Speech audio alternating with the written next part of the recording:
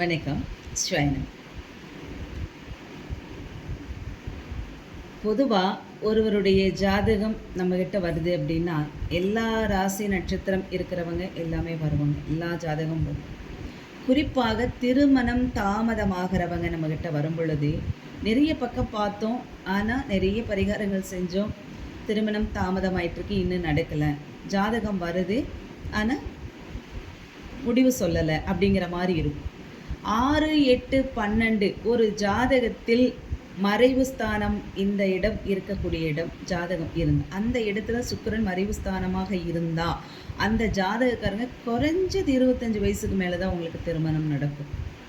25க்கு மேலே இருக்கிறவங்க எல்லாத்துக்குமே நீங்கள் பார்த்தீங்க திருமணம் தாமதமாகுதுன்னு பார்த்தா கண்டிப்பாக அவங்களுக்கு மறைவு ஸ்தானம் 6, 8, 12 இந்த இடத்துல சுக்கிரன் மறைஞ்சி இருந்தால் நிச்சயம் அவங்களுக்கு திருமணம் தாமதம் ஆகிட்டே தான் இருக்குது. எத்தனை பரிகாரம் பண்ணினாலும் கண்டிப்பாக 27, 28, 32, 34, 40, 42, 44, 46 கூட திருமணம் நடக்கும்.